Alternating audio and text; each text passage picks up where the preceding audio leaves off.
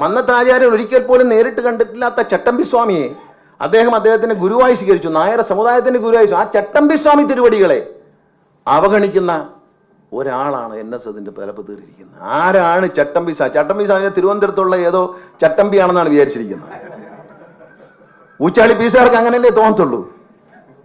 അടുത്ത് മടി വെച്ചേക്കുന്നുണ്ട്. ഈയിടെ തിരുവനന്തപുരത്തെ യൂണിയൻ പ്രസിഡന്റായ സംഗീത് കുമാറിനെതിരെ ചട്ടമ്പിസ്വാമിയുടെ ജന്മഗ്രഹം ഏറ്റെടുക്കാൻ പോയതിന് 68 കേസിൽ പ്രതിയാക്കിയ ഒരു IPS കാരിയെ പിടിച്ച് മടി വെച്ച് പറയുക, എന്റെ TP ശ്രീനിവാസൻ അത്ര പോരാ, പകരം ഇവർ IAS അക്കാഡമി നടത്തും. IAS അക്കാഡമി ഇങ്ങോട്ട് പോയി നമ്മൾ മുന്നോട്ടല്ല പോകുന്നത്. ഒരു IAS അക്കാഡമി തുടങ്ങി, അത് അടച്ചുപൂട്ടി.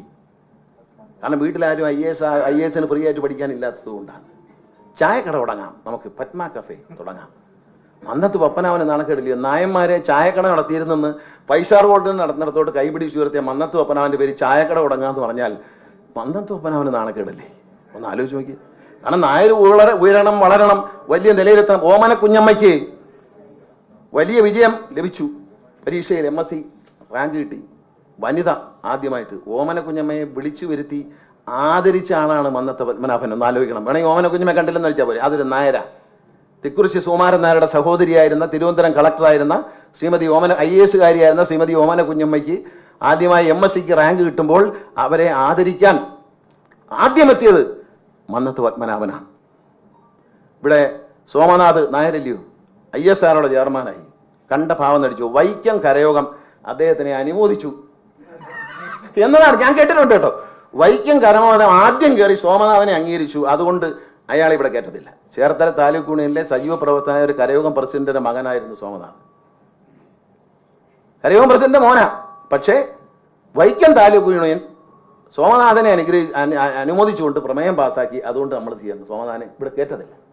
ഇപ്പോഴത്തെ ISROയുടെ ചെയർമാൻ ആരാ? പത്തനാപുരത്തുകാരനാ, ഒരു നായരാ, കരയോഗത്തിൽ അംഗമാ. കണ്ടതായിട്ട് നടിച്ചു. മോഹൻലാലിനെ വിളിച്ചോണ്ട് പോയി. മോഹൻലാലിനെ കാണാൻ ജനങ്ങൾ തടിച്ചുകൂടി. സ്വാഭാവികമല്ലേ? മോഹൻലാലിനെ പോലെ വലിയ ആക്ടർ വരുമ്പോൾ എല്ലാ സമുദായക്കാരും ചെറുപ്പക്കാരും. അപ്പൊ ഈ മോഹൻലാൽ വരുന്നറിഞ്ഞപ്പോൾ തന്നെ വീട്ടിൽ മന്നത്തിന്റെ ജയന്തിക്ക് പോകാത്ത പിള്ളേരും കൂടെ കയറി വണ്ടിക്കകത്ത്. അമ്മ ഞാനും വരുന്നു, മോഹൻലാലിനെ കാണണം. തെറ്റു പറയാൻ പറ്റൂ? കുഞ്ഞുങ്ങളല്ലേ വരണ്ടാന്ന് പറയാൻ പറ്റൂ? കൊണ്ടുവന്നു. ഇത് കണ്ടപ്പോഴത്തേക്കും ഇളക്കമായി. മോഹൻലാലിനെ പോലെ ഒരു 10-20 വയസ്സുള്ളപ്പോൾ അങ്ങ് അഭിനയം തുടങ്ങിയാൽ പോരായിരുന്നു. എന്തിനാ അവിടെ ഇരുന്ന് ഈ കുഴപ്പമൊക്കെ ഉണ്ടാക്കുന്നേ? എന്നാ പിന്നെ മോഹൻലാലിനെ പോലെ ആളുകൾ കാണാൻ വേണ്ടി തിക്കി തിരക്കിയൊക്കെ വന്നേനല്ലോ. ഈയിടെ തടവി കിടന്നിരുന്ന പണിക്കർ സാറിന്റെ ഒരു ബന്ധുവാണ് ഈ നന്ദ ഗോവിന്ദോ, ഭജനമുണ്ടല്ലോ, നന്ദഗോവിന്ദ ഭജന നടത്ത പയ്യൻ. അതറിയാതെ വിളിച്ചോണ്ട് വന്നു. രാവിലെ 9:30 ഭജന വെച്ചു. അപ്പം പറഞ്ഞ് കൂടെ പാടാൻ സമ്മതിക്കത്തില്ല ഇവിടെ. അല്ല, അവരെ ഭജനയുടെ രീതി തന്നെയാണ്. എല്ലാവരും പാടുന്നു, ഓഡിയൻസ് കൂടെ പാടുന്നു.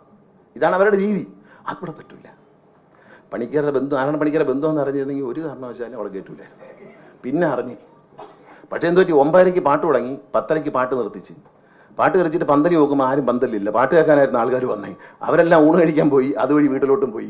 കാരണം മന്നം ജയന്തിക്ക് പ്രസംഗിക്കാൻ വന്നവർ പറഞ്ഞ എന്തോന്നാ, പറഞ്ഞവർക്കും മനസ്സിലായില്ല, പാടിയവർക്കും മനസ്സിലായില്ല. അവരവരെ കാര്യം പറഞ്ഞിട്ട് പോയി. ഞാൻ മഹാകവിയാണ്, ഞാൻ ഇതാണെന്നൊക്കെ പറഞ്ഞിട്ട് ആൾക്കാർ അവർ പാടുന്നു. ഈ വക ഗോഷ്ഠികളാണ് നമ്മൾ കാണുന്നത്. ഒരു ആചാര്യന്റെ മറവിൽ, ആചാര്യന്റെ തണലിൽ നിന്നുകൊണ്ട് എല്ലാ ആചാര്യന്റെ കറവിലാണ്. ഞാൻ ആലോചിച്ച് എൻ്റെ അച്ഛൻ മരിക്കാനും പറഞ്ഞായിരുന്നു ഈ ആചാര്യനും പുള്ളിയായിട്ട് കണ്ടുപോലും കാണത്തില്ല എന്ന്. ചീത്ത വല്ലതും വിളിച്ചെങ്കിലേ ഉള്ളൂ, അല്ലാതെ മുമ്പിലോട്ട് പോയിട്ടില്ലടാന്ന് പറഞ്ഞത്.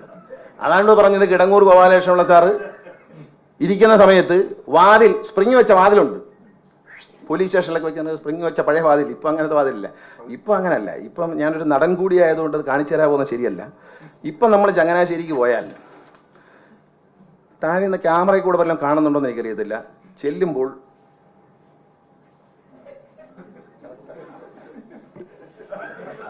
ഇവിടെ ഒരാൾ വന്നത്, ഇപ്പം നമ്മൾ പൂച്ച കയറി വന്നാൽ പോലും അറിയും. എന്താ പൂച്ച എന്താ ഇവിടെ? ആരെങ്കിലും മാന്യന്മാരെ കയറി വരുന്നത് കേട്ടോ. ചിലപ്പം വല്ല ശശി തരൂരിനെ പോലെയൊക്കെയുള്ള വലിയ ആൾക്കാരെ കയറി വരുന്നത്. വന്നാൽ ആദ്യം കുനിഞ്ഞിരിക്കും. അപ്പം നമ്മളായിരിക്കും തറയിലാണ്ട് കളഞ്ഞു പോയി. മേശയുടെ അടിയിൽ എന്തോ ഒരു സാധനം പോയതുപോലൊരു അഭിനയമുണ്ട്. ഇത് ഞാൻ കണ്ടിട്ടുള്ളവർക്കറിയാം, ഞാൻ വെറുതെ പറയുന്നതല്ല. പോയി കണ്ട പിന്നെ തലയുറി, പേനിന്റെ അസുഖം. പിന്നെ അങ്ങോട്ട് നോക്കത്തില്ല കേട്ടോ. ഇവിടെ നിൽക്കുന്ന മാന്യനെ നോക്കത്തില്ല. അപ്പൊ ഇരിക്കരുത് അയാള്. എനിക്കുള്ള കുഴപ്പം ഞാൻ ഇരുന്ന് കളയും.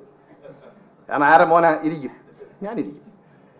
അപ്പം പിന്നെ അവിടെ എവിടേക്ക് നോക്കും,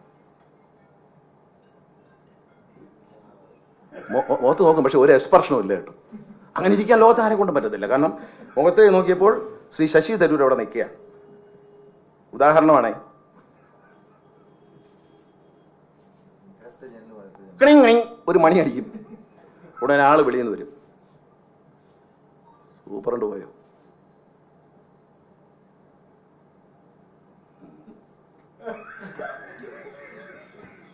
ഏഴ് മണിയായി. ഇനി ഏത് താലൂക്ക് യൂണിയനാണ് പിരിച്ചുവിടാൻ പറ്റുന്നത്? രാത്രി സന്ധ്യയ്ക്ക് 7 മണിക്കാണ് പിരിച്ചുവിടുന്നത് കേട്ടോ. 7 മണി 8 മണി 12 മണിക്കൊക്കെയാണ് താലൂക്ക് യൂണിയൻ പിരിച്ചുവിടുന്നത് രാത്രി. ഇത് തന്നെ പരിപാടി. എന്നാൽ ഇരിക്കാൻ പറയൂ, ചായ കൊടുക്കാൻ പറയും. പിന്നെ കുറച്ചു നേരം കഴിയാൻ പറയും ചായ കൊടു. അവിടെ പോയാൽ പിന്നെ പോകരുതെന്നേ തോന്നുള്ളൂ. പോയിട്ടുള്ളവർക്കറിയാം, ഞാൻ വെറുതെ പറയുന്നതല്ല. മന്നത്ത് ആചാര്യന്റെ കൊച്ചുമക്കളൊന്നും പോയി കാണത്തില്ല, കാരണം നാണം കിടണ്ട എന്ന് വിചാരിച്ച് പോകാറില്ല. കാരണം അത് സത്യമല്ലേ. അദ്ദേഹത്തിന്റെ കൊച്ചുമകൻ ഈയിടെ പറഞ്ഞ ഒരു കമന്റ് ഇന്നലെ എന്നോട് മണിക്കൂട്ടം പറഞ്ഞു. കമ്പനി ആക്ടിന് പ്രകാരമുള്ള പോരാട്ടമൊക്കെ നടക്കട്ടെ, പക്ഷെ മന്നത്ത് ആചാര്യന്റെ കാര്യത്തിലാണ് ഒരു തീരുമാനം ഉണ്ടാവേണ്ടത്. അത് പൊതു സ്വത്താണ്, അതിനുവേണ്ടി പോരാടണം എന്ന് പറഞ്ഞു. വളരെ ശരിയാണ്. എനിക്കും പറയാനുള്ള അതേ ഉള്ളൂ. മന്നത്ത് ആചാര്യനെ സമൂഹത്തിന്റെ ഉന്നതിയിൽ ജനങ്ങൾക്ക് കാണാൻ ലോകത്തെവിടെയുമുള്ള നായർ, വേറെ ഇത് മണ്ടത്തറയിൽ പറയുന്നത്. അങ്ങനെയാണെങ്കിൽ ഈ പറയുന്ന ഡൽഹി നായരും ബോംബെ നായരും ഒന്നുമില്ല. മന്നത്ത് ആചാര്യൻ ഇത് രജിസ്റ്റർ ചെയ്ത ബ്രിട്ടീഷുകാരുടെ കാലത്താണ്. അന്ന് ഇന്ത്യൻ കമ്പനി ആക്ടേ ഉള്ളൂ. ഇന്ത്യൻ കമ്പനി ആക്ടിൽ രജിസ്റ്റർ ചെയ്ത സ്ഥാപനമാണ് അവിടെ കിടപ്പുണ്ടത്, രജിസ്റ്റർ ചെയ്തായിട്ട്. റിട്ടേൺ ഒന്നും കൊടുത്തിട്ടില്ലെന്നേ ഉള്ളൂ. അപ്പൊ ആ ആക്ട് പ്രകാരം ഡൽഹിയിലുള്ള നായർക്ക് ഇതിനകത്ത് കാര്യമുണ്ട്. ഇന്ത്യ മുഴുവൻ വന്ന ബ്രിട്ടീഷുകാരത് ഒറ്റതേ ഉള്ളൂ. പിന്നെ കേരളം രൂപീകരിച്ചെന്ന അതിനുശേഷം കേരളത്തിലെ ആക്ടൊക്കെ വരുന്നത്. ഇതൊക്കെ ആളുകളെ പറഞ്ഞു പറ്റിക്കുകയാണ്. NSSനെതിരെ കേസ് കൊടുക്കുന്നു, NSനെതിരെ കേസ് കൊടുക്കുന്നു. പലരും എന്നോട് ചോദിച്ചു, ഭൂരിപക്ഷം ഉണ്ടായിട്ടും യൂണിയൻ പിരിച്ചുവിട്ട് നിങ്ങൾ എന്താ കേസ് കൊടുക്കാത്തത്? NSSന് കേസ് കൊടുത്തു, എതിരെ കേസ് കൊടുത്തു എന്നുള്ള ചെയ്ത് എൻ്റെ അച്ഛൻ എന്നോട് പറഞ്ഞിടാ, NSSന് എതിരെ നിൽക്കരുത്. ഞാൻ NSSനെതിരെ നിൽക്കത്തില്ല. ഞാൻ NSSന്റെ കൂടെ നിൽക്കും, NSSനകത്ത് നിൽക്കും. തെറ്റുകളെ തിരുത്താനുള്ള പോരാട്ടത്തിൽ ആരൊക്കെ രംഗത്തുണ്ടോ അവരോടൊപ്പം ഞാനുണ്ടാവും എന്ന് ഉറപ്പിച്ചു പറഞ്ഞു. ഈ തെറ്റുകളെ തിരുത്തി തന്നെ ആകണം. സ്വജന പക്ഷപാതത്തിനുള്ള സ്ഥലമല്ല നായർ സർവീസ് സൊസൈറ്റി. നായർ സർവീസ് സൊസൈറ്റിയിലെ ഏറ്റവും പാവപ്പെട്ടവരായ ആളുകളുടെ മക്കൾക്ക് വേണം സ്കൂളുകളിൽ ജോലി കൊടുക്കാൻ. ഞാൻ 3 വർഷക്കാലത്തിലധികം 4 വർഷത്തോളം എൻ്റെ പിതാവിൻ്റെ മരണശേഷം പത്തനാപുരം NSS താലൂക്ക് യൂണിയൻ പ്രസിഡന്റായിരുന്നു. എൻ്റെ യൂണിയനിലെ ഏറ്റവും സാമ്പത്തികമായി പിന്നോക്കം നിൽക്കുന്ന കുട്ടികൾക്ക് മാത്രമേ 4 ജോലികൾ കൊടുക്കാൻ അവസരം എനിക്ക് തന്നിട്ടുണ്ട് ചങ്ങനാശ്ശേരിയിൽ നിന്ന്. ആ 4 ജോലിയും എൻ്റെ യൂണിയനിലെ ഏറ്റവും പാവപ്പെട്ട കുഞ്ഞുങ്ങൾക്കാണ് കൊടുത്തത് എന്ന അഭിമാനത്തോടെ തന്നെയാണ് ഞാൻ നിൽക്കുന്നത്. എനിക്ക് ആർക്ക് വേണം അന്വേഷിക്കാം. എൻ്റെ അച്ഛൻ 64 വർഷം താലൂക്ക് യൂണിയൻ പ്രസിഡന്റ് ആയിരുന്നു, NSS ഡയറക്ടർ ആയിരുന്നു. കിടങ്ങൂരിന്റെ കാലം മുതൽ അദ്ദേഹം സജീവമായി എല്ലാ കാര്യത്തിലും ഉണ്ട്. മന്നത്തിന്റെ കാലമുണ്ട്. പക്ഷേ എൻ്റെ അച്ഛൻ്റെ ഒരു ബന്ധുവിനെയും അച്ഛൻ NSSൽ കയറ്റിയിട്ടില്ല. അച്ഛൻ്റെ അനന്തരവരെ സഹോദരിയുടെ മക്കളെയൊക്കെ ജോലി കയറ്റിയിട്ടുണ്ട്, കോളേജിൽ പ്രൊഫസറായിട്ടുമൊക്കെ. എവിടെ? ക്രിസ്ത്യൻ മാനേജ്മെന്റ് കോളേജുകളിൽ കയറ്റിയിട്ടുണ്ട്. ക്രിസ്ത്യൻ കൂർലോസ് തിരുമേനിയുടെ കൊട്ടാരക്കര ഗ്രിഗോറിയസ് കോളേജിൽ അച്ഛൻ്റെ അനന്തരവനെ ജോലി കയറ്റിയിട്ടുണ്ട്, തിരുമേനിയോട് പറഞ്ഞിട്ട്. പക്ഷേ NSSൽ പറഞ്ഞിട്ട് അച്ഛൻ്റെ ഒരു മക്കൾക്കോ കൊച്ചുമക്കൾക്കോ ബന്ധുക്കൾക്കോ അനന്തരവർക്കോ NSS ജോലി വാങ്ങിച്ചു കൊടുത്തിട്ടില്ല. NSSന്റെ ഒരു പള്ളിക്കൂടത്തിൽ അച്ഛൻ മാനേജ് ചെയ്ത, അച്ഛൻ മാനേജറായി അച്ഛൻ സ്ഥാപിച്ച മന്നം മെമ്മോറിയൽ സ്കൂള് പത്തനാപുരം വിളക്കുടി, അവിടെ ഒരു അച്ഛൻ തന്നെ നിയമിക്കാം, ചങ്ങനാശ്ശേരി ഒന്നും അനുവാദം വേണ്ട. അവിടെ പോലും അച്ഛൻ്റെ ഒരു ബന്ധുവിനെ നിയമിച്ചിട്ടില്ല. അതുകൊണ്ട് അഭിമാനത്തോടെ ഞങ്ങൾക്ക് പറയാം, ഈ സ്വജനപക്ഷപാതം നമുക്ക് അംഗീകരിക്കാൻ പറ്റുകയില്ല. അത് ബ്രിഗേഡിയർ പറയും. ബ്രിഗേഡിയർ എന്നെ എന്തിന് പിരിച്ചുവിട്ടു എന്ന്, എന്നെ എന്തിന് യൂണിയൻ പ്രസിഡന്റ് പിരിച്ചുവിട്ടു എന്നുള്ള ബ്രിഗേഡിയറുടെ ഒരു കഥയുണ്ട്. നടന്ന സംഭവം ബ്രിഗേഡിയർ കണ്ട കാര്യമാണ്, ഞാൻ കണ്ടിട്ടില്ലാത്തതുകൊണ്ട് എനിക്ക് പറയാൻ പറ്റത്തില്ല. അത് ബ്രിഗേഡിയർ പറഞ്ഞോളും, അദ്ദേഹം കണ്ടതാണ്. അപ്പം അതുകൊണ്ട് ഈ സ്വജനപക്ഷപാതം അതിനെതിരെ നമ്മൾ നിൽക്കണം. അത് അഴിമതിയാണ്.